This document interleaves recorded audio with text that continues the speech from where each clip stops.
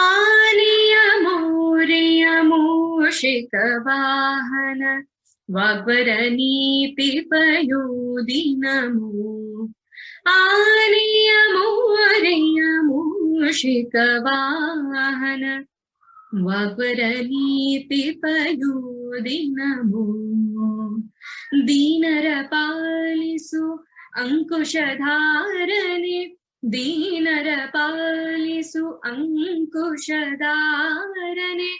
सन्मनदात सुपूज्य NaMo सन्मनदात सुपूज्य NaMo आनेयमूर्यमूषिकवाहन वाग्वरनीतिपयोदिनमो आनेयमूर्यमूषिकवाहन वाग्वरनीतिपयोदिनमो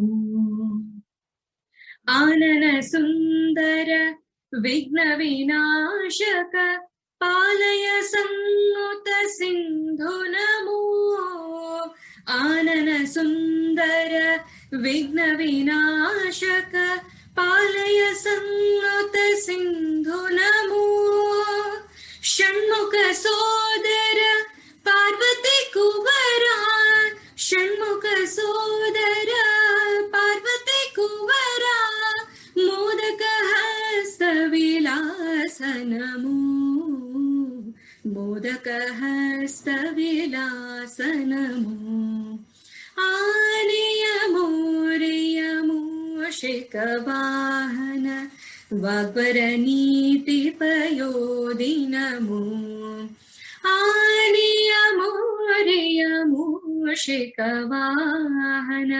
वाग्वरनीतिपयोदिनमो दीनरपालिसु अंकुशधारने दीनरपालिसु अंकुशधारने सन्मनदात सुपूज्य NaMo सन्मनदात सुपूज्य NaMo आनेयमूर्यमूषिकवाहन वाग्वरनीतिपयोदिनमो वाग्वरनीतिपयोदिनमो वाग्वरनीतिपयोदिनमो program. Our speaker, Dr. Govind Desai, is here from Jodhpur, Rajasthan, which is nearly 200 kilometers from Bangalore. So I really feel very happy to welcome him at this moment for this meeting. Now I consider it is my proud privilege to introduce Dr. Desai to our august audience. Dr. Govind Desai went to Jawaharlal Nehru Medical College in Belgaum, and he completed his MBBS in 2015 with first place in phase 1 and distinction in phase 2. He stood second in the university in consolidated total marks in MBBS. Later on, he obtained his MD in respiratory medicine in 2020 from Dr. SN Medical College, Jodhpur.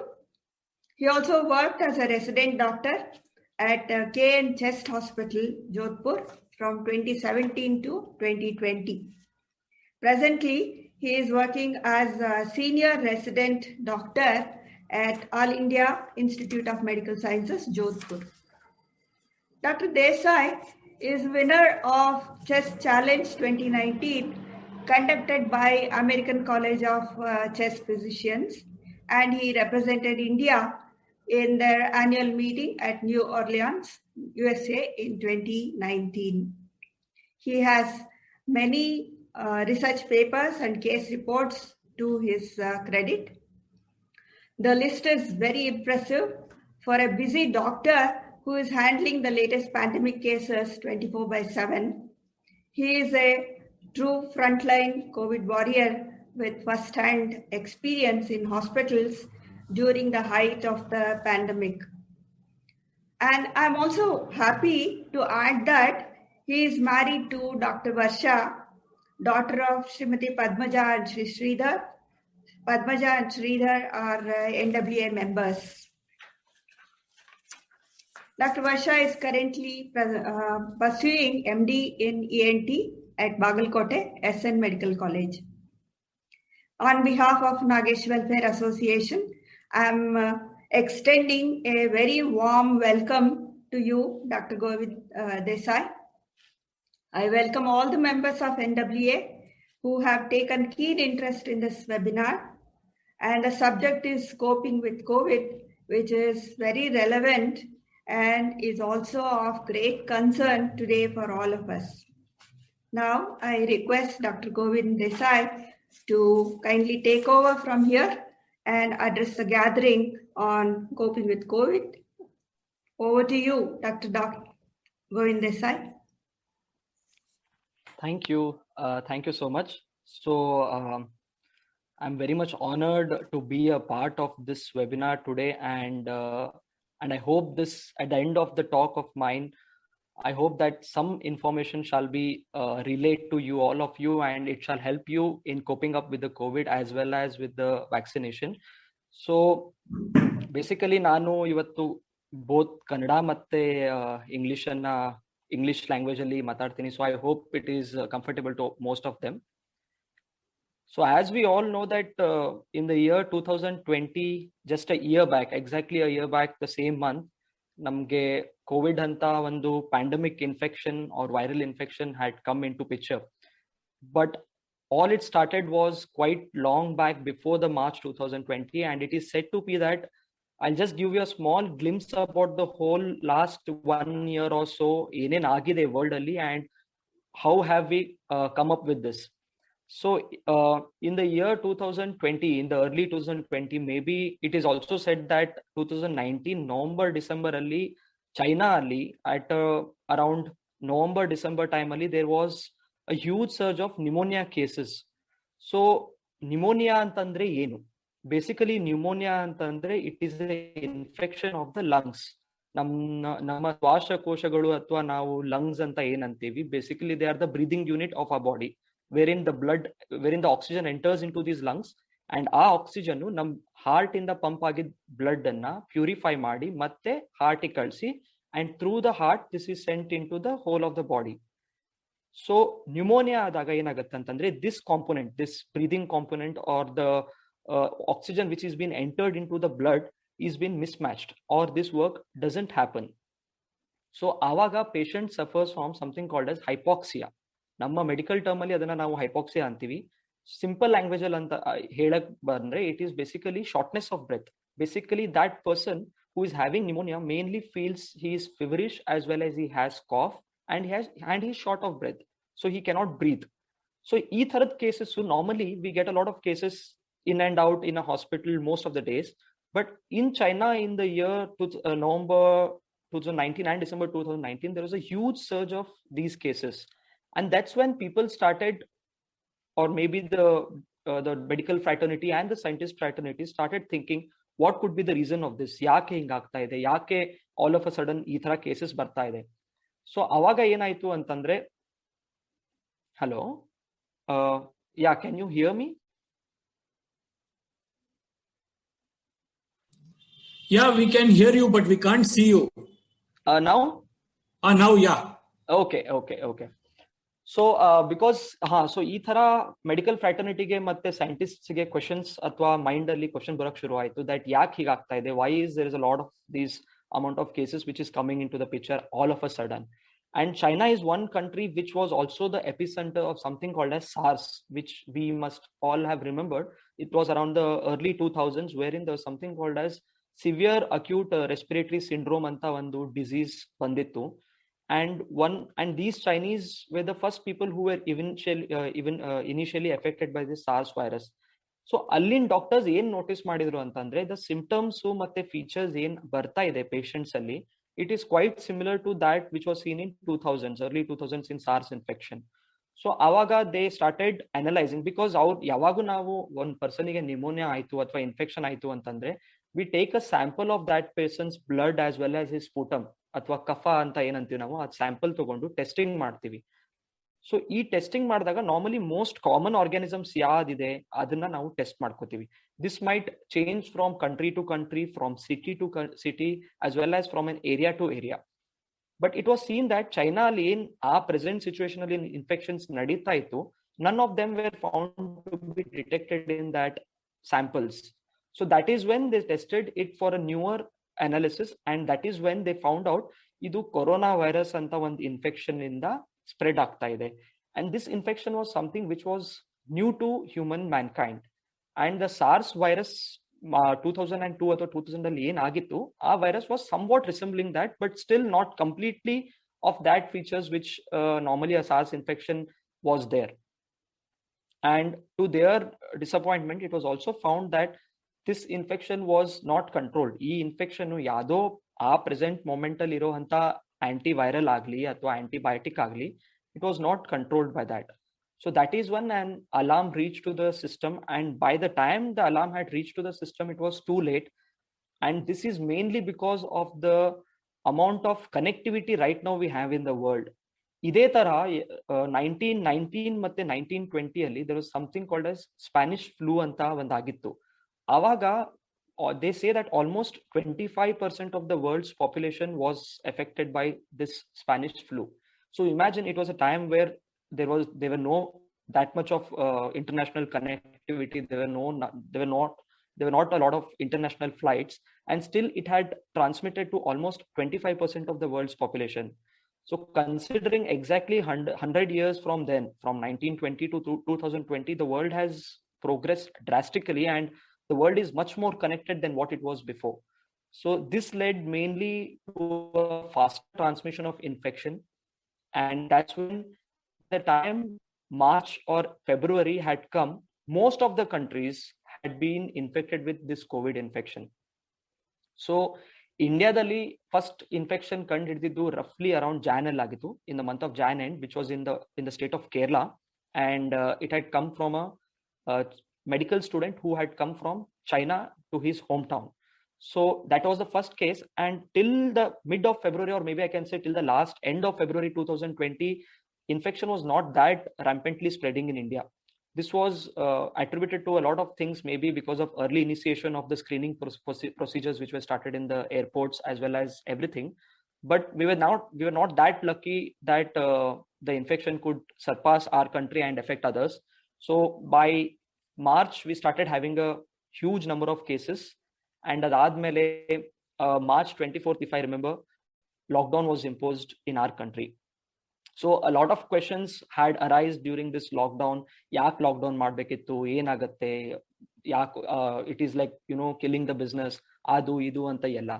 But personally, I feel that lockdown has saved our country to a very large extent.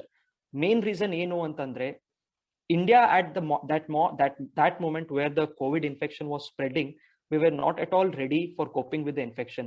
Neither do we have a healthcare or an infrastructure that of United States or any other developed nations, as well as China. China is much more developed in terms of healthcare facilities, and they had already, I had even seen a video in YouTube wherein in a span of 48 hours, they had built a makeshift hospital in a very big city of Shanghai.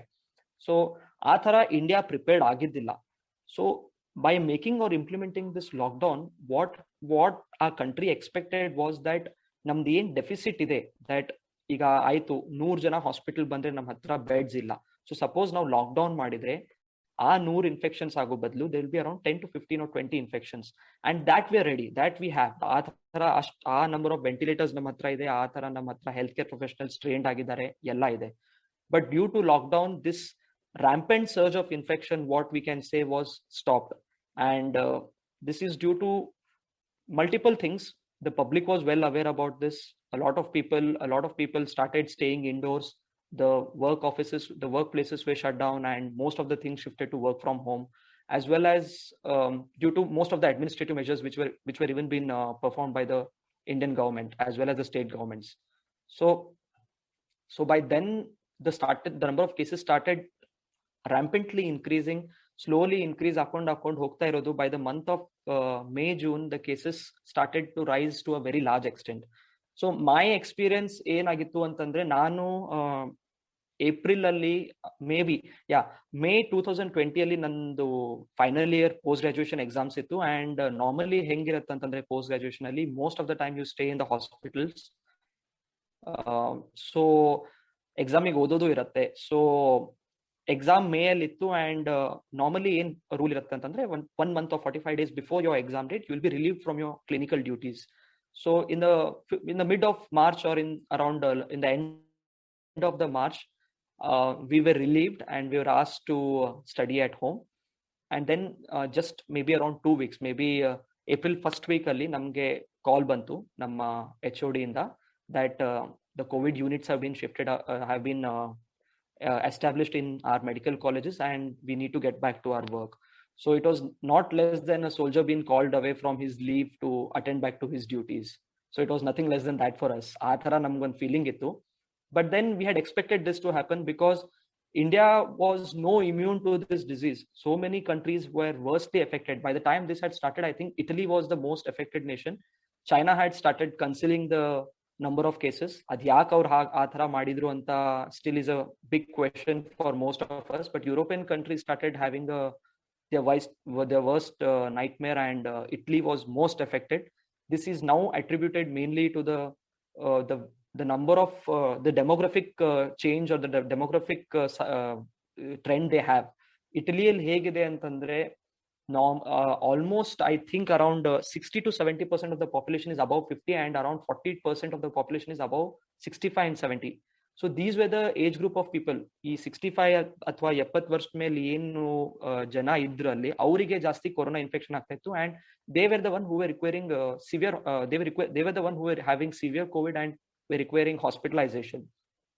So obviously the same thing happened in India too. We saw a large surge of cases and we started our duties. This was something new to us. Actually ನಾನು ರಾಜಸ್ಥಾನ್ ಅಲ್ಲಿ ಇದ್ದೆ, and Rajasthan ಅಲ್ಲಿ last ಅದಕ್ಕಿಂತ 2 ವರ್ಷ ಮುಂಚೆ there were a lot of swine flu cases here and in Maharashtra. So swine flu also is one infection which was quite rampant in the year 2017-18 in Rajasthan, and we handled those cases quite well. I can say somehow we were quite effective in handling swine flu cases. This was mainly attributed because swine flu alli enittu antandre, this infection is not something new. Idu nam human mankind iro time ninda ee infection ide, but maybe around 200-300 years inda idu discover agide. And we have medicines to treat swine flu, oseltamivir athwa Tamiflu anta navenu medicine ಹೇಳ್ತೀವಿ. ಆ medicine quite effective ಇದೆ swine flu ಅಲ್ಲಿ, and early stages as well as in the middle stages we can quite effectively control it. But that was not the case with COVID infection, and we had a very bad time managing these COVID cases. The only therapy which was left out to us was oxygen and steroids.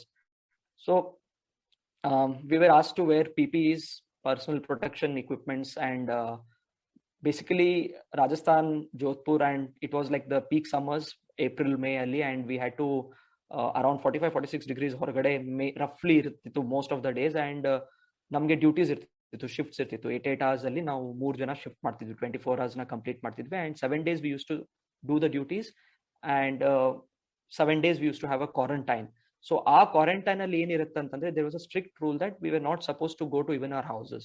So that was how it was there. and just ನಮ್ duty ಮುಗಿತಿತ್ತು. Duty ಮುಗಿದ ತಕ್ಷಣ ಒಂದ್ ಗಾಡಿ ಅಥವಾ ಒಂದ್ ambulance ಅಥವಾ van ಇರ್ತಿತ್ತು. ಅವ್ರು ಸೀದಾ ನಮ್ಗೆ ಒಂದ್ ಅಕಾಮಿಡೇಷನ್ ಪ್ಲೇಸ್ ಅಲ್ಲಿ ಕರ್ಕೊಂಡು ಹೋಗಿ ನಮ್ಗೆ we use to stay in those places for 7 days. Whatever the food used to be supplied to us, we used to had that food. And basically it was like hospital accommodation, and the only way of contacting to our parents as well as to my wife was only through video calling. And thanks to the technology, at least adare ittu namge. So but now in cases ನೋಡ್ತಾ ಇದ್ವಿ, that was something quite maybe initially we can say quite disappointing, because number of cases ಬಹಳ ಜಾಸ್ತಿ ಇರ್ತಿತ್ತು. And ನಮ್ಮ ಹತ್ರ ಇರೋಂಥ ventilator setup ಅಥವಾ high oxygen systems ಏನಿರ್ತಿತ್ತು ಆ ಮೂಮೆಂಟಿಗೆ ಇದ್ದಿದ್ದಿಲ್ಲ. ಅಂಡ್ ಅವಾಗ ನಮ್ಗೆ ಟ್ರಯೇಜ್ ಅಂತ ಒಂದು ಫಾಲೋ ಮಾಡ್ಬೇಕಾಗ್ತಿತ್ತು. That in where more person who is more sick or something, we have to take them to ventilators, and those with less sickness or less illness have to be maintained at home or managed at home. ಆ ತರ ಮಾಡ್ಬೇಕಾಗ್ತಿತ್ತು. Most of the patients breathlessness ಅಥವಾ ಉಸಿರಾಟದ ಸಮಸ್ಯೆಯಿಂದ ಬರ್ತಿದ್ರು, and oxygen almost around 10 to 15% of the patients who used to get admitted in hospital required oxygen, and roughly around 10% required even ventilators. So now ಅವಾಗ ಏನ್ notice ಮಾಡಿದ್ವಿ ಅಂದ್ರೆ, first of all medicines ನಮ್ಮ ಹತ್ರ ಯಾವುದೂ ಇದ್ದಿದ್ದಿಲ್ಲ. We had only oxygen supply, we had steroids, and we had few antibiotics which were in the due course of research, wherein China ಒಂದು ಹೇಳ್ತಿದ್ರು that ಈ antibiotic ಯೂಸ್ ಮಾಡಿದ್ರೆ ಇನ್ಫೆಕ್ಷನ್ ಕಡಿಮೆ ಆಗುತ್ತೆ ಅಥವಾ ಜಲ್ದಿ ಕಡಿಮೆ ಆಗ್ಬೋದು. US used to say something, India used to have its own theories, as well as Australia. So there were few countries which used to come up with a paper, come up with a research thing saying that ಇದನ್ನ ನಾವು ಕೊಟ್ಟಿದ್ದೀವಿ, ಈ ಕೊಟ್ಟಿದ್ದ patients ಅಲ್ಲಿ Covid infection ಅಷ್ಟು severe ಇಲ್ಲ ಅಂತ they used to say, and we used to try. So basically, if I'm it's basically that the first 2 or 3 months we were totally in the dark. ನಾವು ಏನ್ ಡೀಲ್ ಮಾಡ್ತಾ ಇದೀವಿ, ನಾವು ಏನ ಟ್ರೀಟ್ ಮಾಡ್ತಾ ಇದೀವಿ, ನಮ್ಗೆ we were like not well aware of it. But the one thing we knew was patients who had COVID infection, specifically those who were quite obese. Obese ಅಂತಂದ್ರೆ people who have a BMI of about 30 ಅಂತ ನಾವು ಹೇಳ್ತೀವಿ. ರಫ್ಲಿ ನಿಮ್ಗೆ ಹೇಳ್ಬೇಕು ಅಂತಂದ್ರೆ those who are above 80 kgs, 100 kgs ಅಂತ patients ಅಲ್ಲಿ ನಾವು ಬಹಳ ಸಿವಿಯರ್ ಇನ್ಫೆಕ್ಷನ್ ಕೋವಿಡ್ ಅಲ್ಲಿ ನೋಡ್ತಿದ್ವಿ. Those with heart diseases or patients who have underwent bypass surgeries ಅಥವಾ ಸ್ಟೆಂಟಿಂಗ್ ಆಗಿದೆ, ಆ ತರದ patients second group of patients who we used to see that they're having a severe COVID infection. Thirdly, those who have very uncontrolled diabetes. So diabetes ella idid patients who used to not go into a severe infection, but those who are known to have a diabetes since last 15-20 years but not on treatment, those who were ಅಂದ್ರೆ ಒಂದಿನ ತಗೊಳ್ಳೋದು ಒಂದಿನ ಬಿಡೋದು, ನಾನ್ complaint ಅಂತ ನಾವೇನ್ ಹೇಳ್ತೀವಿ, ಆ ತರ ಒಂದ್ ಸ್ವಲ್ಪ ಪೇಷಂಟ್ಸ್ ಇದ್ರು. And then patients who are having liver disease or kidney diseases, ಈ ತರ ಏನ್ ಪೇಷಂಟ್ಸ್ ಇದ್ರು, ಇವ್ರನ್ನ ಹ್ಯಾಂಡಲ್ ಮಾಡೋದು ಬಹಳ ಕಷ್ಟ ಆಗ್ತಿತ್ತು. Mainly to manage these patients was something a big challenge to us, because ನಾವು ಒಂದ್ ಸಿಸ್ಟಮ್ ನ ಸರಿ ಮಾಡಕ್ ಹೋಗ್ತಿದ್ವಿ, ಇನ್ನೊಂದ್ ಸಿಸ್ಟಮ್ ಹೋಗ್ಬಿಡ್ತಿತ್ತು. ಲೈಕ್ ಬೇಸಿಕಲಿ ನಾವು ಲಂಗ್ಸ್ ನ ಮ್ಯಾನೇಜ್ ಮಾಡ್ಬೇಕು ಅಂತ ಅನ್ನೋಷ್ಟೊತ್ತಿಗೆ ಅವರಿಗೆ ರೀನಲ್ ಫೇಲಿಯರ್ ಅಂದ್ರೆ ಕಿಡ್ನಿ ಫೇಲ್ ಆಗೋದು ಅಥವಾ ಲಿವರ್ ಫೇಲ್ ಆಗೋದು ಅಥವಾ ಹಾರ್ಟ್ ಫೇಲ್ ಆಗೋದು, ಈ ತರ ಎಲ್ಲ. So it was a combination of things we use to manage, and that was something quite challenging, and we were not that trained to manage this kind of thing. And during the COVID infection, it made us to be successful in managing most of the cases, but unfortunately few cases we couldn't manage, and so there was a sort of a small amount of mortality. We can say that around maybe ನೀವು hospital ಅಲ್ಲಿ 100 patients ನ admit ಮಾಡಿದ್ರೆ around 2 or 3 COVID cases ಆ ತರ mortality ಇರ್ತಿತ್ತು. So that percentage is not a huge percentage when comparing to a European population or the American population. So why ಇದು ಯಾಕೆ ಆಗ್ತಾ ಇದೆ ಅಂತ ಬಹಳ ಕ್ವೆಶನ್ಸ್ ಬರ್ತಾ ಇತ್ತು. ಯಾಕೆ ಇಂಡಿಯನ್ಸ್ ಅಲ್ಲಿ ಈ ಇನ್ಫೆಕ್ಷನ್ ಅಷ್ಟು ಸಿವಿಯರ್ ಇಲ್ಲ ಅಂತ. ದೇರ್ ಆರ್ ಇದಕ್ಕೆ 2 ರೀಸನ್ಸ್ ನಾವು ಹೇಳ್ಬೋದು. ಒಂದು, everything stands with a genetic makeup of our body. So basically ಇಂಡಿಯಾದಲ್ಲಿ ಏನಿದೆ ಅಂತಂದ್ರೆ, there is something called as we are more exposed to infections than the European countries and the American countries. ಇಂಡಿಯಾದಲ್ಲಿ ಇವತ್ತಿಗೂ infections like including malaria ಇರಲಿ, tuberculosis ಇರಲಿ, normal ನಮ್ಮ viral fevers ಇರಲಿ ಜಾಸ್ತಿ ಇದೆ. Whereas Europe and American countries are called as developed countries, wherein there is a lot of matter about the cleanliness and things. So ಅಲ್ಲಿ infectious disease ಆ ತರ ಇಲ್ಲ. ಮಲೇರಿಯಾ ಬರೋದು ಅಥವಾ ಟ್ಯೂಬರ್ಕ್ಲೋಸಿಸ್ ಬರೋದು is a very rare thing. Maybe 1 ಲಕ್ಷದಲ್ಲಿ 10 case 5 case ಬರ್ಬೋದು. ಇಲ್ಲಿ ಇಂಡಿಯಾದಲ್ಲಿ 200-300 ಕೇಸಸ್ ತರ ಇದೆ. ಸೊ ಅದಕ್ಕೆ there is one theory which the scientists put forth, that we were exposed to a lot of infections during our childhood, and even the vaccination of TB which we used to take. ಇದೆಲ್ಲ ತಗೊಂಡು BCG vaccine basically ಇವೆಲ್ಲ ತಗೊಂಡಿದ್ದಕ್ಕೆ ನಮ್ಮ ಬಾಡಿಯಲ್ಲಿ ಒಂದು antibody response maintain ಆಗಿದೆ. So that this covid infection ಬಂದಾಗೂ we had something to respond with. Whereas in the European population, this was something which was lacking. ಇನ್ನೊಂದು reason ಏನು ಅಂದ್ರೆ, the infection, this is something about the genetic makeup. One more was, they say that ಇಂಡಿಯಾದಲ್ಲಿ due to a lot of temperature changes, ಇಂಡಿಯಾದಲ್ಲಿ ಹೆಂಗಿರುತ್ತೆ ಅಂತಂದ್ರೆ, ಈಗ summers ಬಂತು ಅಂತಂದ್ರೆ within 2 months 3 months there is winter, where summer monsoons ಬರುತ್ತೆ, and then there is summers. Whereas in most of the European countries, the temperature is in a very temperate range. Like basically there is no much maximum 40 ಆಗೋದು 50 ಆಗೋದು ಅಥವಾ minimum 10 ಆಗೋದು -5 ಆಗೋದು ಆ ತರ ಇದೆ. ಆ ತರ ಅವ್ರಿಗೆ ಆಗಲ್ಲ. ಅವ್ರದ್ದು ಒಂದು ಯೂನಿಫಾರ್ಮ್ ಟೆಂಪರೇಚರ್ ಮೇಂಟೈನ್ ಆಗುತ್ತೆ most of the days, most of the years except the winters. So that was something. ಅದರದ್ದು ರಿಯಾಕ್ಷನ್ ವೈರಸ್ ಮೇಲೂ ಇರುತ್ತೆ. ಸೊ ವೈರಸ್ ಅನ್ನ ಇಂಡಿಯಾದಲ್ಲಿ they say that the strain of the virus was comparatively weak, except there were 2-3 times wherein there were surges of other strains of viruses which used to come, and we used to have a small surge, and that was mainly epidemiologic ಅಥವಾ localized ಇರ್ತಿತ್ತು. ಅಂದ್ರೆ ಕೇರಳ ಆಗಿರ್ಬೋದು, ಮಹಾರಾಷ್ಟ್ರ ಆಗಿರ್ಬೋದು, ಆ ತರ strains ಬರ್ತಿದ್ದು, ಅಲ್ಲಿ ಒಂದು ಸರ್ಜ್ ಆಗ್ತಿತ್ತು ಬಟ್ ಕಡಿಮೆ ಆಗ್ತಿತ್ತು. And in the month of June, July, we had something called as a wonder drug called as remdesivir ಅಂತ ಬಂತು ಮಾರ್ಕೆಟ್ ಅಲ್ಲಿ. A lot of hopes was put forth on this drug. ಆಯ್ತು, ಈಗ ರೆಮ್ಡೆಸಿವಿರ್ ಬಂದಿದೆ, most of the Covid infections control ಆಗುತ್ತೆ, ಯಾರೋ ಒಂದು severe infection ಇದ್ರು ಅವರು ರಿವರ್ಸ್ ಆಗಿ ಸರಿ ಹೋಗ್ತಾರೆ ಅಂತ. But by the time of this year end, maybe around November, December, there were a lot of other papers being published, and it was told that even remdesivir hasn't had any mortality benefit. Mortality benefit ಅಂತ ನಾನು ಹೇಳಬೇಕು ಅಂತಂದ್ರೆ, basically ಒಂದು patient ಒಬ್ಬನಿಗೆ remdesivir ಕೊಟ್ಟಿದ್ದಾರೆ, ಒಬ್ಬನಿಗೆ ಕೊಟ್ಟಿಲ್ಲ, ಇಬ್ರದ್ದು end result ನೋಡ್ತಾರೆ. So it was seen that between the remdesivir and the normal group who didn't receive remdesivir, there was no much difference. ಇದರಲ್ಲಿ ಎಷ್ಟು ಡೆತ್ ಆಗ್ತಾ ಇತ್ತು, ನಮ್ಮ ರೆಮ್ಡೆಸಿವಿರ್ ಡ್ರಗ್ ಗ್ರೂಪ್ ಅಲ್ಲೂ ಅಷ್ಟೇ ಡೆತ್ಸ್ ಆಗ್ತಾ ಇತ್ತು. So that is when the hopes around remdesivir is also stop. But that doesn't stop us from giving the remdesivir. ಇಲ್ಲಿ ಏನ್ ಬರುತ್ತೆ ಅಂತಂದ್ರೆ ರಿಸ್ಕ್ ವರ್ಸಸ್ ಬೆನಿಫಿಟ್ ಅಂತ ನಾವು ಯೂಸ್ ಮಾಡ್ತೀವಿ. ದಟ್ ಸೊ ಈಗ ನಮ್ ರೆಮ್ಡೆಸಿವಿರ್ ಕೊಡೋದ್ರಲ್ಲಿ ಏನೋ ರಿಸ್ಕ್ ಇಲ್ಲ, ಕಿಡ್ನಿ ಫೇಲ್ಯೂರ್ ಆಗಲ್ಲ ಪೇಷಂಟಿಗೆ ಅಂತ ತರ ಗ್ರೂಪ್ ಆಫ್ ಪೇಷಂಟ್ಸ್ ಅಲ್ಲಿ ನಾವು ಈಗಲೂ ಇದನ್ನ ಕೊಡಬಹುದು. What is been told right now is till now, to today's date, that is on March 1st, 2021, we don't have any effective drug against COVID infection. So that is something which is, one varsha agide, but still we are not been able to succeed in having a proper antiviral drug to fight against this COVID infection. But so this happened up till the year end, and what was noticed after that was, mainly this was seen in the South Indian states before, that South Indian states only, by the time of December, Jan, the number of COVID cases started falling. Slowly kadme akond bantu. I belong to Hubli, so Dharwad, Hubli alli cases bhada kadme agak shuru aitu. Then I saw even a lot of South Indian states, except I think Kerala, most of the places alli cases kadme agak shuru aitu. Bangalore allu cases drop agak shuru aitu, and I think it was in the month of January wherein we started having very low number of cases. North alli cases were still in a good number, specifically in Punjab, Delhi, and Rajasthan. We had cases till Jan end.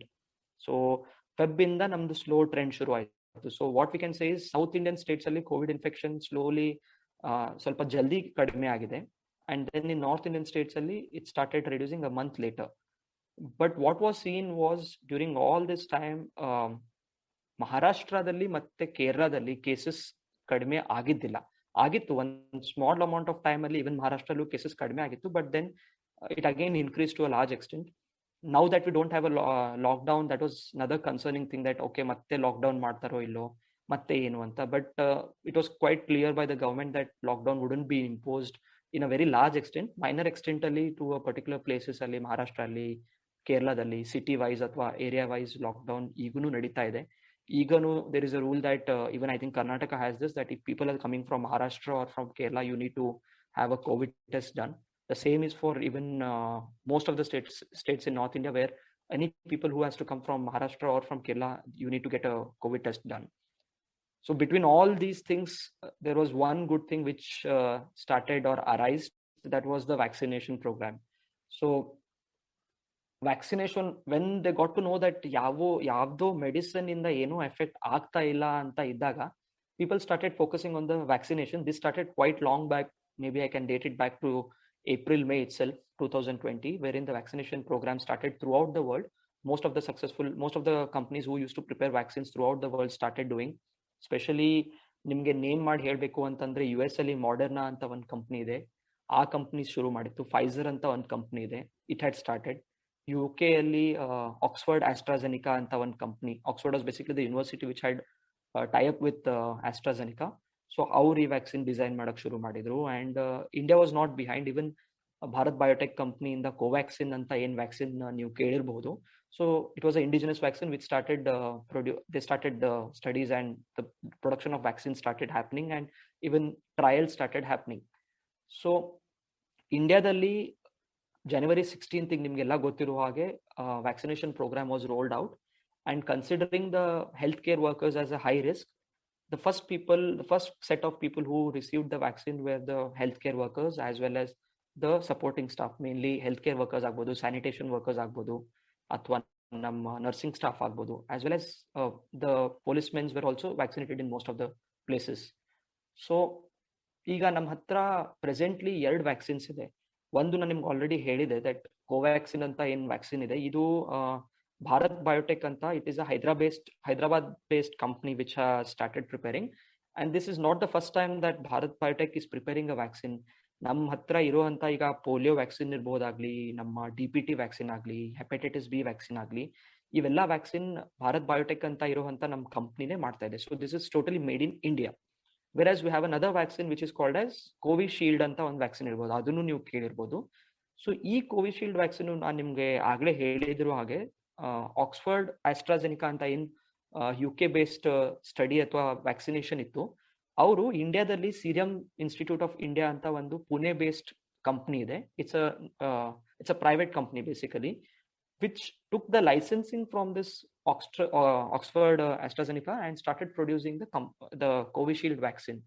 So in the December end and in the January first week or second week, these both companies, both Covishield and Covaxin, started applying for the emergency regulatory approval anta ಒಂದು body ಇರುತ್ತೆ, DGCA ಅಂತ. These basically control any drug. ಈಗ ಒಂದು ಯಾವುದೋ ಒಂದು medicine ಬಂತು market ಅಲ್ಲಿ ಅಂತಂದ್ರೆ ಈ DGCA ಅಂತ ಡ್ರಗ್ ಕಂಟ್ರೋಲರ್ ಏನ್ ಆಫೀಸ್ ಇರುತ್ತೆ. So these are the one who will basically give the permission for any vaccine to take to come into the market. So ಇವರು 2 vaccines ಗೆ ಅಲೌ ಮಾಡಿದ್ರು. One was the Covishield vaccine and one was the Covaxin vaccine. So randomize ಮಾಡಿ ಕೊಟ್ರು. Some hospitals ಅಲ್ಲಿ Covishield ಕೊಟ್ಟಿದ್ರು, some hospitals ಅಲ್ಲಿ Covaxin ಕೊಟ್ಟಿದ್ರು, and a lot of people had an apprehension program, and Covishield and Covaxin were the 2 vaccines which were available at our disposal. And a lot of questions came in to see which is much better. Is it the Covaxin vaccine or is it the Covishield vaccine? And till today's date, this is still a matter of debate. And the thing is, actually, when vaccine market al barbeku antandre, or if it has to come to a market, we need the vaccine goes into a rigorous trial phases. So it will be called as phase 1, phase 2, phase 3, and phase 4. So there will be 4 phases of trials. And since this infection or this pandemic was much more of a concern, the vaccine had to be released in a much more earlier, and phase 3 mugyo munchene, like before the phase 3 was completed, the Covishield vaccine was introduced, as well as Covaxin, which was still undergoing phase 3 trials, was brought into the market because of the speed emergency approval.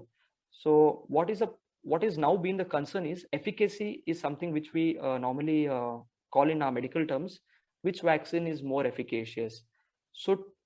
So right now, Covishield, the studies have been done, and it is being shown that 2 vaccines have to be taken 28 days apart, that is 4 weeks apart. And Covishield, when you take 2 vaccines, the efficacy is 70%. So what is 70%? What does it mean? This is very important for most of you people to understand. It is that basically there are 2 things. One is severe COVID infection. So severe COVID infection, this vaccination, Covishield, if you take this Covishield infection, there is 100% chances that you don't get a very severe COVID infection. So this is first point. And when you say 70%, it means to say this vaccine will be effective in 70% of the patients. So if suppose 100 patients take this COVID vaccine, 70% of the patient will be totally immune from any sort of COVID infection, be it mild infection, be it severe infection, be it moderate infection. But 100% of the people will be effective from, like any person who takes a Covishield vaccine, 100% of them will be effective from severe COVID. So that means nimge COVID agbahudu. You can get COVID infection, but this infection will go with a very mild or asymptomatic phase. So this is regarding Covishield infection. Whereas Covaxin vaccine is something still a matter of debate. We still don't have the efficacy data. As of now, March 1st, 2021, we don't have Covaxin's effectiveness data, and it has been promised by the Bharat Biotech company that by the end of March, we will be getting the efficacy data. So when we don't have efficacy data, you cannot compare is Covishield better or Covaxin better. You need a data, you need the efficacy data wherein you can say, okay, Covaxin is better or Covishield is better. And one thing is important is both these vaccines work in a different manner. They are made with a different mechanism of action, which is beyond today's talk, and it is quite difficult to explain this mechanism. But what I can say is this is not a live virus. This is not a virus which is live vaccination. That means to say that you are not being given a live coronavirus inside your body. It's basically a dead virus. Either it's the dead virus which is in the Covaxin vaccine, and it's either a part of the dead genetic material which is used in the Covishield vaccine. So one important point which you all should remember is it's not a live coronavirus which is being injected inside you. So this is about Covaxin and Covishield, and both the vaccines, as I've told, require a gap of 4 weeks, day 1 and day 28. The vaccines will be given intramuscularly. Andre idu nimma kai muscles alli nimma muscle deltoid muscle anta one muscle irutte. There's a muscle called as deltoid. So basically the injection will be given in this deltoid muscle, and once you're being vaccinated, you might experience few side effects which are being mentioned by the Covishield as well as Covaxin. I took this vaccination, both the first dose as well as second dose. Second dose was taken just 5 days before. So basically the side effects which normally or most of the people have had and I have discussed with them is basically the sore arm. So vaccine kottid kayali, where the person have been given vaccination, you might feel a pain for a day or a two. So that was something which I also experienced. You might feel the hand more heavier than the other hand. You might feel pain and you might feel difficult to move your hand. This is the most common side effect which most of you all will be having if you take this vaccine. Second, you might have myalgia. Myalgia, what is myalgia? Myalgia basically means generalized body ache. You might feel 24 hours apart from the day of your vaccination, you might feel your whole body to be sore. It's just like nimge ellarigu viral fever agirbodu. Most of you people must have been having viral fever in your whole lifetime. So basically it's the very similar symptom like that. You might feel your whole body is very aching. You're not able to move from your bed. You might not be able to walk.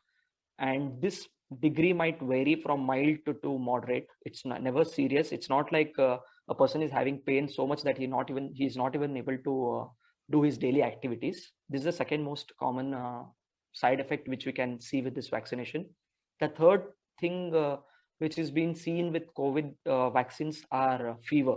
So yes, even I had got a slight grade of fever, and this fever was maybe around 99 Fahrenheit, and not something to be of much concern. But yes, there have been few reports wherein people have got a fever of around 101, 102 itself. But this is something which can be controlled or can be controlled to a very large extent, mainly by taking paracetamol tablet. So by taking paracetamol, you have two advantages. The first advantage is basically the myalgia or the body ache which you're supposed to have can be prevented, as well as fever can be prevented. So as I told, there are three more common side effects. One was the pain at the site of injection. The second was fever. Second was the body ache, and third was the fever. Very few people, or very few percentage of the people, have had other side effects. This could be nausea. Nausea means a sensation of vomiting. You don't get vomiting per se, but you might have a sensation that nimge vanti aagta iro hage feel agbodu. You might feel like puking or vomiting, but normally it doesn't happen. And in few set of people, there is also something called as giddiness athwa dizziness agatte. Andre you might feel that tale suttu hage, athwa you'll feel that something you're basically everything around you is revolving. Basically, it's a giddiness sensation. This could be attributed to the hypotension which has been seen in some set of patients, but the amount is very negligible. I can say it is around 0.1. That is basically 1 in 1,000 people who have been vaccinated with Covaxin or Covishield. And now the other question which commonly arises is, has it happened with Covishield or has it happened with Covaxin? So trust me, I have experience with both these vaccinations, because I have my friends who are working in other hospitals throughout India, and I also discussed about this vaccination people who have taken Covaxin also. Most of the people in Delhi have taken Covaxin, and the side effects were very similar to what had happened with Covishield, which I had taken. So it's not like Covaxin ali bere side effects ide, Covishield ali bere side effects ide, nothing like that. So this is about the side effects, and maybe if people have few doubts regarding side effects, I can further discuss about this. Another important point which people might question or might have a doubt is, suppose if I take this vaccination, how long will it be effective? Is it going to be a lifelong immunity, or is it going to be a transient immunity? So for this question, I might say that this time, or maybe we are too early to give any data about this, or even me, I cannot give you any confident answer regarding this. But most of the studies till now have shown that the vaccination is quite effective up till 6 to 9 months. Whereas a COVID infection gives you, like in 50 to 70% of the patients, it gives an immunity of only around 4 months.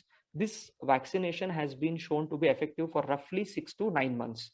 So this is something which I can guarantee and tell you that, for 6 to 9 months, you're safe from COVID infection or maybe severe COVID infection.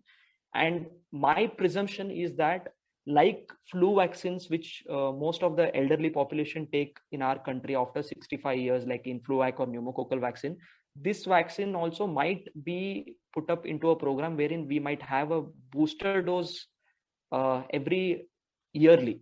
This is my assumption, and I think this is going to happen because we don't have long-term data regarding the vaccine's immunogenicity or effectiveness. So this maybe if we have another webinar later this year end or something, I can give you better data regarding this. So that is something about the immunogenicity or effectiveness of a vaccine. So I think yeah, and the contraindications, basically this is, I think, a matter of concern to most of the people, that should I take this vaccine or should I not take this vaccine? So the Ministry of Health and Family Welfare has put up a guidelines, and also I have gone through the fact sheets which are being given by the Covaxin as well as Covishield, and there are few contraindications which we need to remember. Contraindication as such, when I say contraindication, it means that if you have so and so disease, infection or something, you should not take this vaccine at that given moment. And these are mainly anaphylaxis. So anaphylaxis means severe allergic infection. So any of you, if you have any sort of allergic infections, allergic manifestations or anaphylaxis reactions, you should avoid taking this vaccination. So when I say anaphylaxis or severe allergic infection, this means you might be allergic to pollens, you might be severely allergic to dust, you might be allergic to even food ingredients or some packed foods, you might be allergic to certain drugs, you might be allergic to certain vaccines or injectables. So if you have this history behind you, then you should avoid taking this vaccination. Here the risk versus benefit is not favoring towards the benefit, and I would advise you to avoid taking the vaccination. So this is the first number one thing which you need to remember. Suppose you have severe allergy, avoid this vaccine.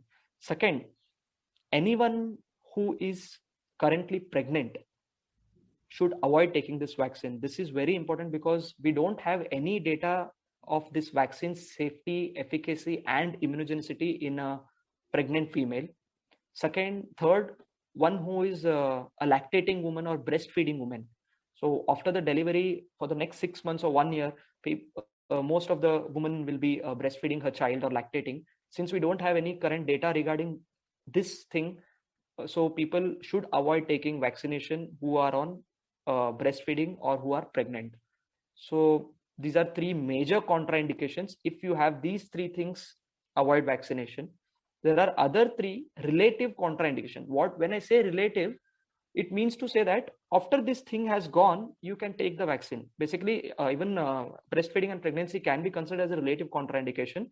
So what are relative contraindications? Suppose you have any sort of illness. If you have fever, if you have sore throat, if you have upper respiratory tract infection, if you have diarrhea, anything, on that given day of vaccination, avoid taking vaccination, because your body at that given moment is low in its immunity and it's already fighting with the offending agent, could be a virus, could be a bacteria. So avoid taking vaccination at that moment. Second, those who had COVID infection in the past.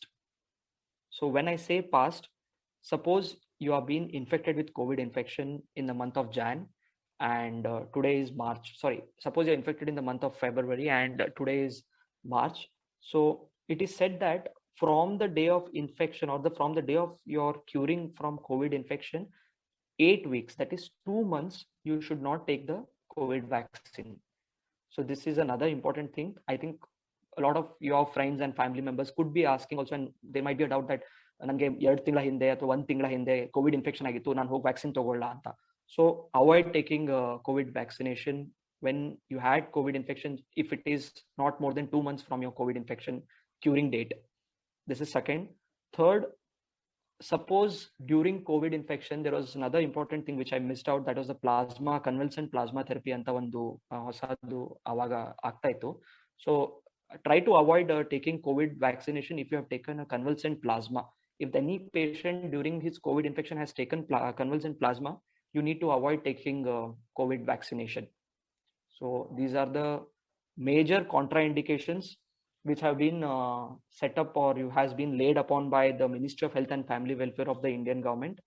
And I think these 6 contraindications are something which most of us have to know, and you can even educate your colleagues, neighbors, and everyone around you that these contraindications, suppose anyone has, try to avoid taking vaccination. And even if there's a small milligram of doubt about this, then better to consult a health practitioner, could be a family physician also. You can also reach out to me. I can help you out with these questions, or I can help you out with these questions or doubts which you have, or even if your friends have. So I think I have covered most of the things and I've taken a long time. Sorry for that. So, but I hope my discussion about this COVID infection and COVID vaccination has covered most of the things. And if I have missed out some things, I think people must have had questions, and I think the other rest doubts can be discussed in the question answer session.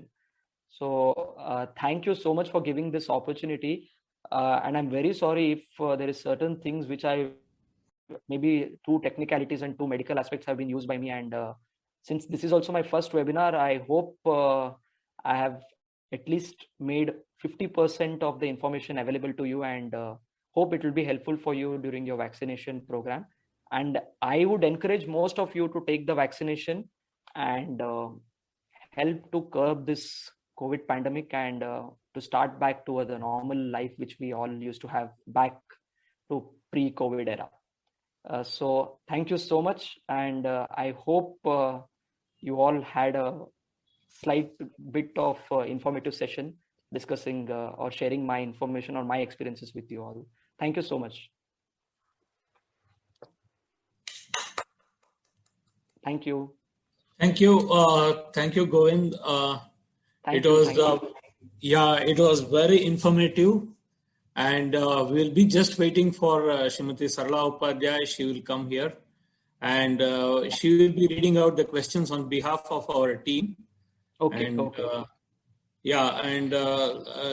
on behalf of our entire family, I would like to tell you that it was very, very insightful of whatever you have been telling to us from the beginning of the COVID starting from January of last year till the contraindications. All these information was very good, and I'm sure each one of us here will appreciate, and let us have a round of applause for him. Thank you.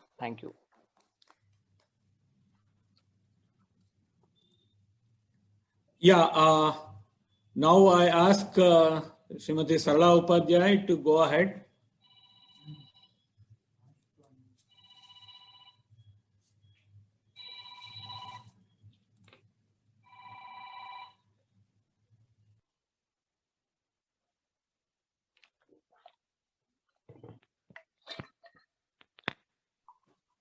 Hello.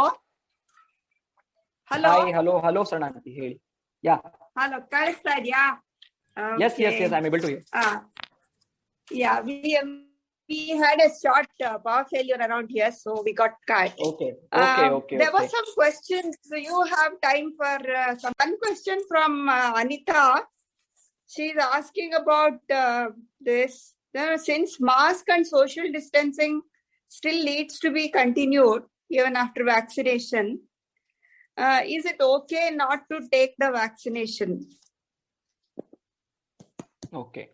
For elderly people, particularly. For elderly people. Okay. So, okay. I think the point is that, masks and social distancing are being practiced by most of us during the last 1 year. But now that we have an option of vaccination, and the efficacy of vaccination is obviously much better than that which we follow with the social distancing as well as with vaccination.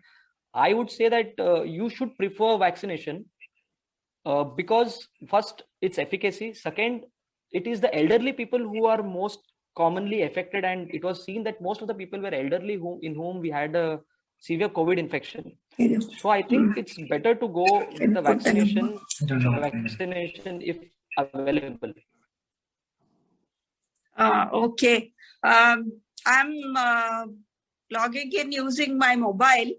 I think I'll have to get. Okay. In the meantime, I will ask the president to say a few words. ಎಲ್ರಿಗೂ ಕೇಳಿಸ್ತಾ ಇದೆಯಾ? ಎಲ್ರು ಇದ್ದಾರಾ? Okay. I hope everybody can hear me. Yes? Yes. Okay. Yes, sir, we can hear you.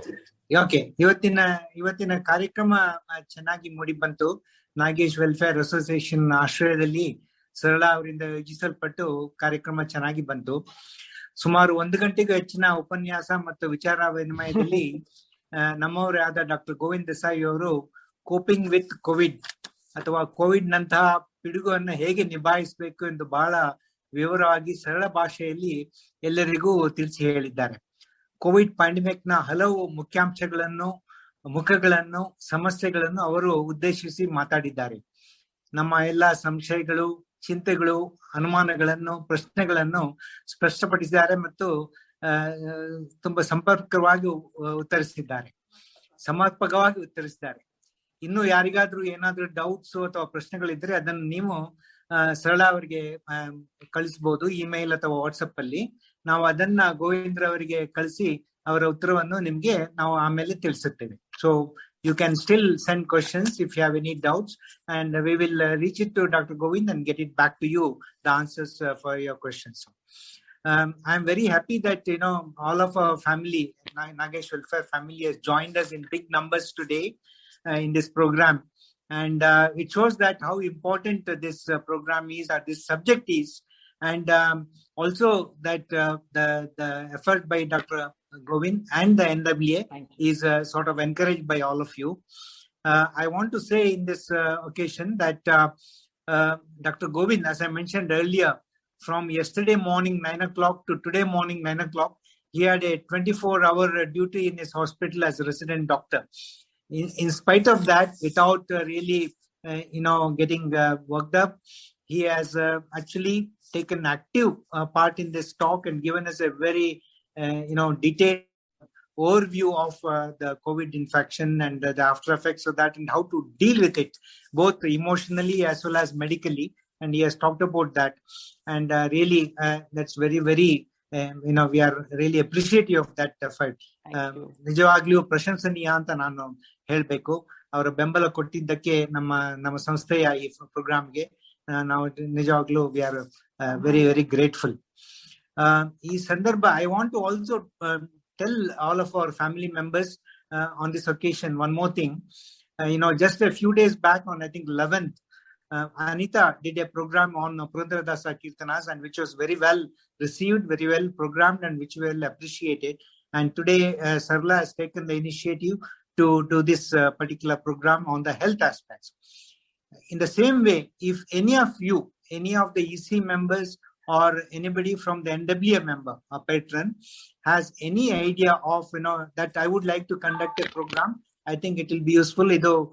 ಕಾರ್ಯಕ್ರಮ ನಮ್ಮ ಸಂಸ್ಥೆಗೆ ತುಂಬಾ ಉಪಯೋಗ ಆಗುತ್ತೆ ಅಂತ ನಿಮ್ಗೆ ಅನ್ಸಿದ್ರೆ you can we can conduct that program under the overall guidance of Nagesh Welfare Association under its overall auspices, and we can. Why is it coming? Okay. Yeah. Yeah.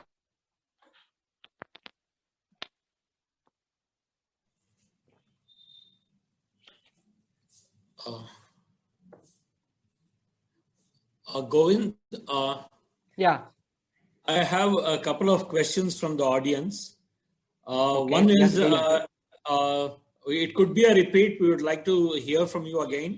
If a patient is having both sugar as well as high blood pressure, or I don't know, even low blood pressure, can you still go ahead with the vaccination? Okay. And the question number 2 is the first round of vaccination not very effective till the second round begins? Okay.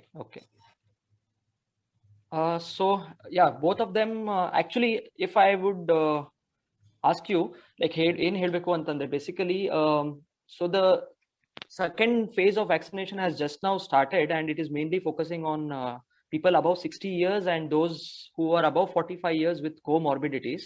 So comorbidities, what I mean to say, there's a set of 20 diseases which have been mentioned by the health ministry, and one of the and these, why are only these 20 diseases have been mentioned in the whole the initial focus of vaccination is mainly because what was seen was most of the deaths or most of the severe COVID infection were seen in these 20 comorbid infections or comorbid diseases which the patients had. So in that, one of the most important thing, the first question which you asked, Uncle, is about sugar, that is diabetes and high blood pressure. So people who have diabetes and high blood pressure, I would seriously, like 100% recommend them to take the vaccination, because I personally, whenever I used to see in the COVID wards, most of the patients used to have diabetes and hypertension, and most of the times it used to be uncontrolled diabetes. So what the government has been now put up is people who are diabetic more than 10 years and who have high blood pressures and or on antihypertensives are to be taken with the vaccination. They have to take the vaccination. So diabetes and high blood pressure people, most of the people who nowadays have above 60s or above 50 should go for vaccination. They are not contraindicated for not taking the vaccination. Instead, they are encouraged to take the vaccination. So this is the first point. Second, is there a difference between just will the vaccine be effective only after second dose? Okay, this is a very good question. What the studies have told is that after the first dose of vaccination, the effectiveness is 62%. When you take 2 doses, your efficacy or the effectiveness will increase to 70 to 75%.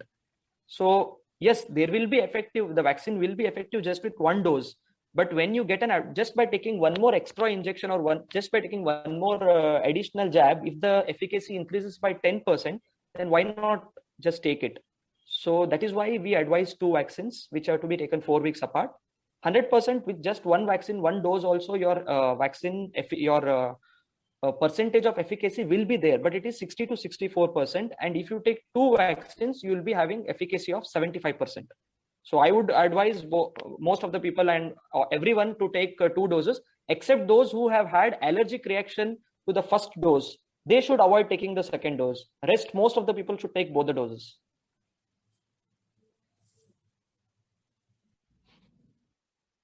Okay, can I go for the next question? Yes, Sir Lanti.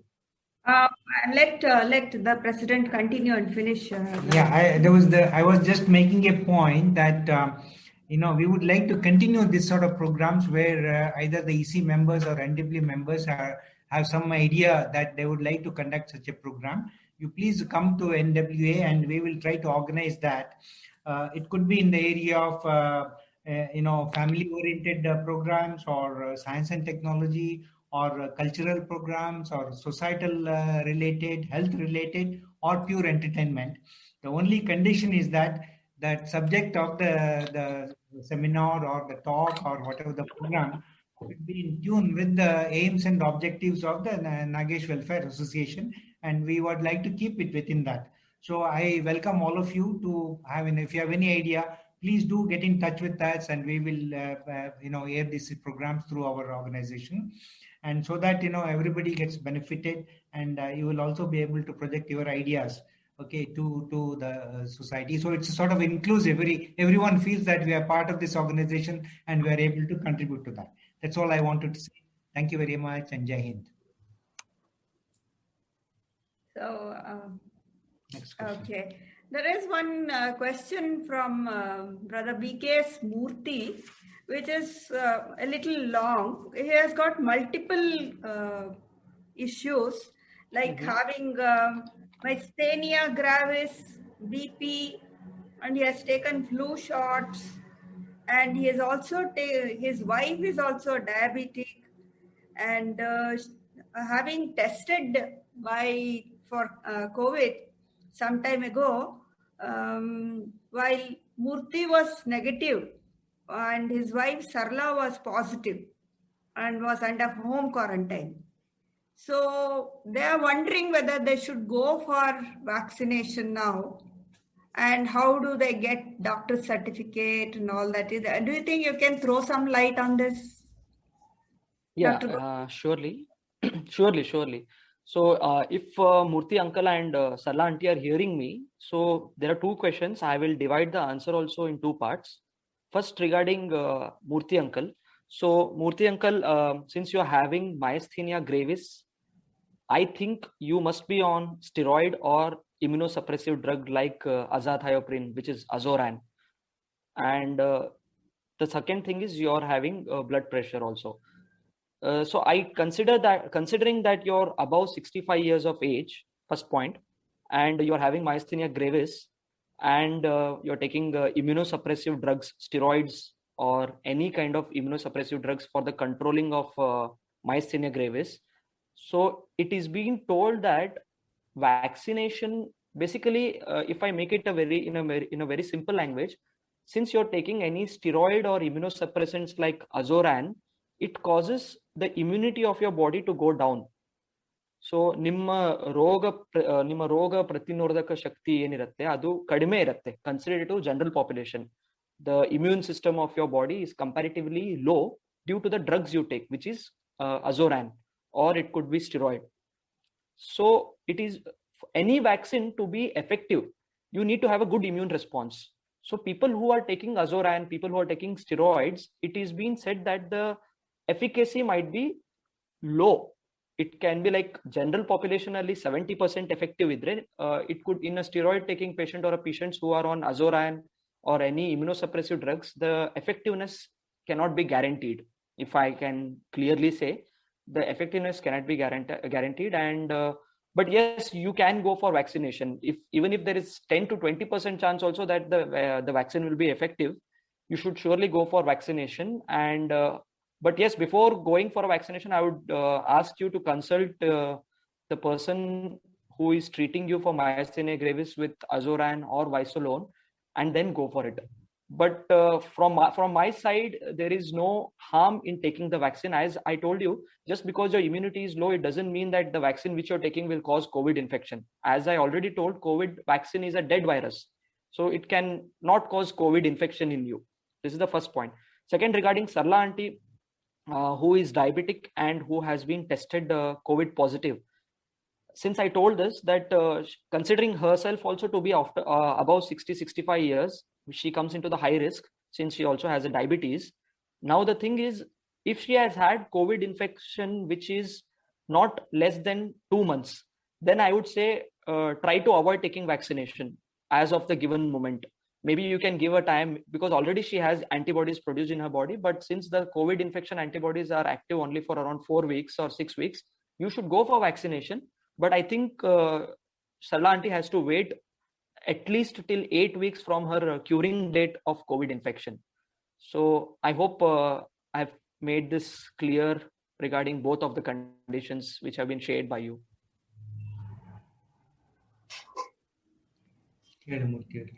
Murthy, brother, can you show your hand, thumbs up with the answer? Okay, that's good. Thank you. Okay. And shall we go to the next one? Okay. This is a question from Anita. She asked seniors 75, 80 plus on blood thinners. Is it safe to take the vaccine due to controversial reports we read in newspapers? Okay. So again, this question has been already been shot to me a lot of times from my other friends and colleagues who are from the non-medical background. So when we say blood thinners basically means the one which makes our blood thin. So there are multiple group of drugs which come in this category of blood thinners. So we need to know which kind of blood thinner is the patient on. So if this can be made clear to me, I can make it more effective answer. But what I can say is most of the patients who are on heart diseases are on a drug called as aspirin or clopidogrel. This is the most common drugs which have been taken. These are antiplatelet agents, or basically, if I roughly say, you might remember the name Ecosprin. Most of the patients will be taking Ecosprin or clopidogrel. This drug, suppose you're taking these drugs, then it is not a contraindication for a vaccination and you can 100% proceed with the vaccination program. But suppose you are with other blood thinners, specifically if I mention one drug which is called as warfarin, then you need to consult your treating doctor regarding this. So, and people might ask me why blood thinner people have to be little concerned or tension arises between them.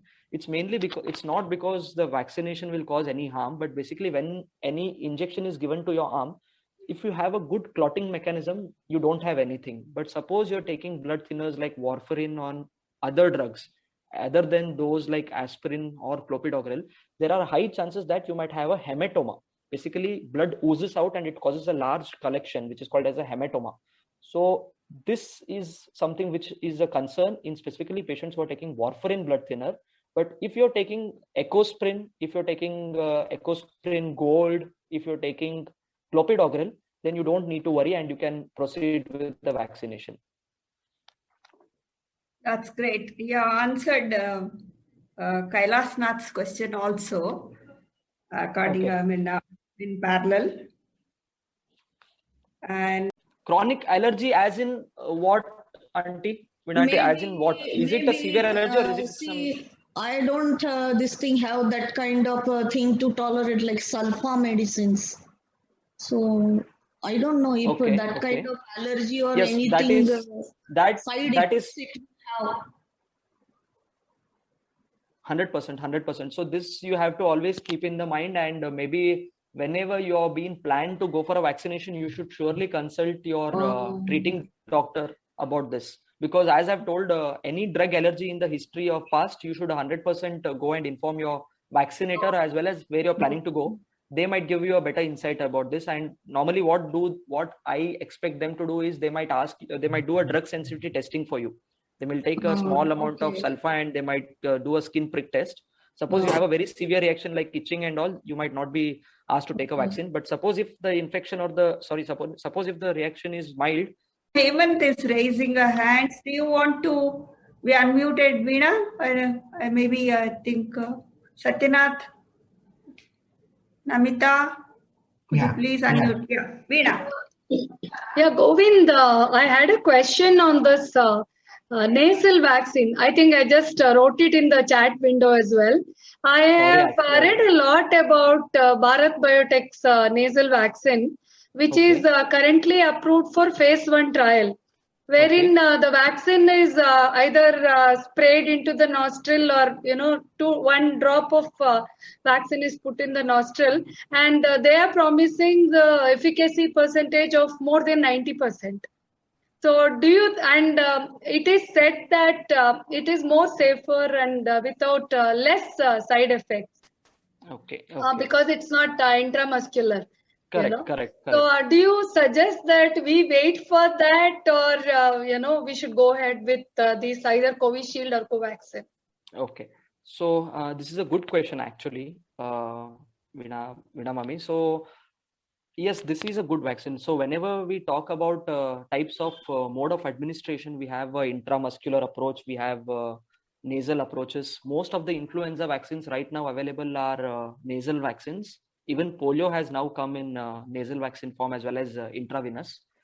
So yes, it is an effective vaccine. Why? Because it causes two kind of immunity. One is your local immunity.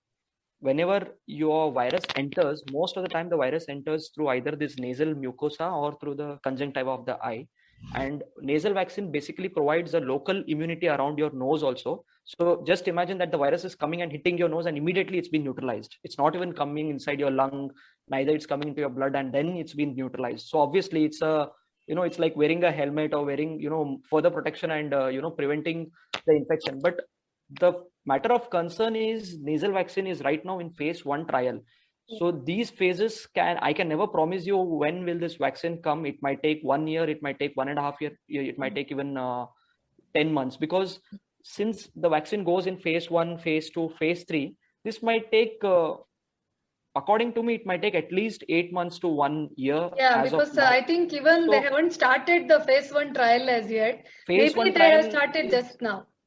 Yeah, basically, if I may elaborate, phase 1 trial is basically testing the drug on animals. Humans? Or animals, no, not on humans, on animals, okay. Basically animals and like guinea pigs and everything. Then comes phase 2 wherein human healthy volunteers are taken. Then there is phase 3 wherein large amount of infected or healthy volunteers are taken. And then there's phase 4 where there is post-marketing surveillance, which most of the drugs are. So this is like phase 1 is very early. It's a very nascent stage, and maybe I can advise you that maybe next year, if there is a booster dose for vaccination. Mr. Jagdish has the next question. Yeah. My question was, I think I've already briefed there. If I was informed that in the coming days, there can be unmuted? Yeah. Okay. Please go ahead. Yeah. I think you can hear me. Yes. Yeah. Now, I was informed by some doctors that in the coming days there are some chances where we can have an option of selecting a vaccine. However, they will be in a private hospitals. Is it worth waiting for a couple of more days and look for a better choice? I think we can wait, sir. I think, as I told you, we can wait for at least 20 days to 1 month, or maybe 1 month. Maybe we can wait till April. And but this is my personal opinion. This is like, as a doctor, I should encourage you all to take a vaccination. But since this I consider as a point which I feel personally that waiting for 15 days to 1 month wouldn't harm us, and but not to do further delay. Because we already have a lot of other strains which are coming into picture, and we don't know which strains are more infectious, which strains are less infectious. We have the South African strain, we have the Nigerian strain, we have the UK strain. But the initial data regarding Covishield is that it is partly effective with the UK strains, but against the South African variant, we still don't have any good supporting data about its efficacy. Yeah. So better to go for vaccination, but not to delay as maybe 5 months, 6 months, maybe a month later, or 20 days, 25 days later from today, we can go with the vaccination. That's nice, Govind. I have one small question lastly, and I stay in Pune. Okay. And, I believe now the mutations are that viruses are very weak, and they are not last. They don't last long. And yes, however, most of the people are under home quarantine and are not more infectious. You have any comment on this? This is true, sir. Again, this is something, viruses keep mutating every minute, every second.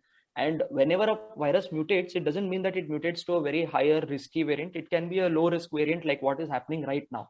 So, but this is something which cannot be guaranteed to stay for a long time. A virus can mutate to an extent wherein it can be more immunogenic, more pathogenic to us, and can cause very severe infections. So yes, right now, as I told you, we can since it is causing mild infection, we shouldn't be much worried about it. But as we all know, any given moment, the virus can mutate and can cause further infections. So better to take vaccination than getting infected from this mild variant of COVID infection, which is, again, if it is mild, it means the same thing, that once it enters into your body, it might not give you immunity. It might just be a transient immunity. Maybe when you're infected, you have immunity of around 4 weeks, 6 weeks, and then the immunity is gone. But that's not the case with vaccination. When you take a vaccination, roughly 6 months to 9 months, the effectiveness of vaccination will persist. So that is obviously better. And it is just one simple intramuscular injection. So I personally have taken, and I am someone who is very afraid of taking injections. So when I took the vaccination, I had to make my mind a lot and then take it. But then right now, it's good. Everything is fine. And but still, yes, I am wearing mask every day. I am practicing the social distancing still, as well as I'm sanitizing my hand. So one thing we all need to remember is wearing mask, using hand sanitizers, as well as maintaining social distancing will be there. This might go up till this year end, which is my estimate. Thank you so much, Dr. Gavin. I think Kailasnath is raising his hand. Yes, Kailasnath Bellari, please. Hello. Hello. I'm Kailasnath. Actually, I'm having broncho problem, and as suggested by doctors, I'm taking inhalers. Okay. And also, for the reason I don't know, they also suggested to go for Eucosprin. That's all. Okay. But just a minute. Pardon me. Wait for another. I didn't understand. What are you suffering from, uncle? What has the doctor? Actually, I'm having broncho problem, bronchitis. Okay. And because of that one, I'm suggested to take inhalers also. Okay. So it may contain steroids also. I don't know. Okay. Yes, uncle. Whether I can go for vaccine, number one. 100%. Number two. Suppose we are now 70 years and 65 years, in the event of our getting positive, whether we have to invariably get admitted to hospital, or we can be home quarantine. Home quarantine. We can be home quarantine. Okay. So there are two questions basically. One is about the disease and the Eucosprin, which have been advised, and well as the inhaler. So again, this inhaler which you're taking is a steroid. Steroid inhalers basically act only on the lungs. That is why we advise inhalers. So that doesn't suppress your immunity how an oral steroid. A tablet of steroid will cause further, the immunity is worsened to a very long extent, whereas inhalers which are having very low or mild steroids will not cause immunity to fall down to a very large extent. And most of the action will be only focused in the lungs. So nothing to worry about that. Second, Eucosprin, as I already mentioned, Eucosprin, people who are on Eucosprin need not worry about any side effects like hematoma. And it is quite safe for you to go for a vaccination if you're taking hospitalization, doctor. About the hospitalization, yes. About the hospitalization, people who are 65 or 70 and those who have comorbidities like heart diseases, like hypertension, like diabetes, if you are advised for hospitalization, then you should go for hospitalization, since these are the set of people who are at a chances of going in for a dyspneic status, or who are in chance of going for moderate or severe COVID. But you're that person who are above 65, 70 and you don't have any comorbidities, then I think you can monitor yourself in home. We are up to 65 and 70 years. Okay. So what about using Prolomet tablet? Prolomet is again metoprolol. So it is a drug which is used for hypertension, blood pressure. Again, no problem. You can go for vaccination. But again, one more important point right now. Okay, you're above 60, so you can go. So those who are above 45 and who are below 59 and who are taking Prolomet only hypertension are still not basically allowed to take vaccination by the Indian government. It doesn't fall in the top 20 comorbidities. Thank you very much, doctor. Thank you. If someone who has not asked any questions so far, is there someone whose question has not been answered at all? If you want to ask, please raise your hand. Someone whose question has not been answered at all. Oh. Srinath, did you want to ask anything? No, Soumya wants to ask. Soumya. Okay, Soumya. I have a question. Hello? Soumya. Yes, hello. Yeah. I have a question. I have also Soumya first. She's asking. Sure. Then we'll give you. Soumya. Soumya is not here. Hello. Oh, there she is. Yeah. Am I audible? Yeah. Hi, Soumya. So my question is, I have allergic bronchitis, and every year during the winter season, I tend to get severe cough. I won't even be able to talk. So it's like that. Okay. And so if I take the vaccine, in case, is it okay to take the vaccine? Is the first question. Second question is, my son is allergic to amoxicillin, but there was no other issue with other vaccinations as such. So I just wanted to know if it's okay to go ahead. What can I know? What is the age of your son? 8 years. Okay. So 2 questions again. So Soumya, you are suffering from allergic bronchitis, and are you on any inhalers or any sort of medications? Yeah, when it is severe, I use the inhaler, the pump. Okay, pump. Okay. So again, this is quite similar to what I think Uncle asked. So allergic bronchitis is not a contraindication. Instead, I would say, suppose anyone who is having a pre-existing lung disease should go for vaccination as a priority basis, because the local immunity in your lung is comparatively low, or I can say it is hyper responsive. So you should go for vaccination, and it is not at all a contraindication for not taking vaccine, for taking the vaccine. Second, regarding your son who is age 8-year-old, first of all, the vaccination right now which are in the market are only above 18 years, and so he will not be taking the vaccine as of now. So nothing to worry about that. We can wait for your son to take the vaccine later. Okay. Let's see. There is anyone else who would want to ask a question? Srinath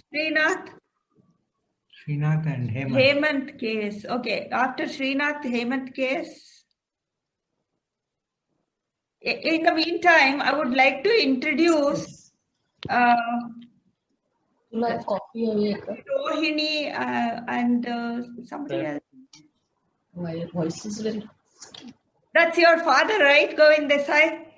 Yeah, just a minute. Yeah, that's right. Yeah, parents of Dr. Govind Desai are here. They're welcome. I hope you went through the whole session. Which are? Yeah, okay. Yeah, I can see them. Thank you very much. Stay on. Even Amma and Appa and Ajji are also there from Bangalore. Yes, of course. Now, shall I ask Srinath? Do you have a question, Srinath? Yeah. This is not directly regarding any of the about taking this vaccination. About this foreign travel, the other countries. They are not accepting Indian vaccines. They are not allowing these vaccines. I heard that Australia is not allowing Indian citizens who have taken these Indian vaccinations. Then the other vaccinations will be available in India, like Moderna or Oxford. I think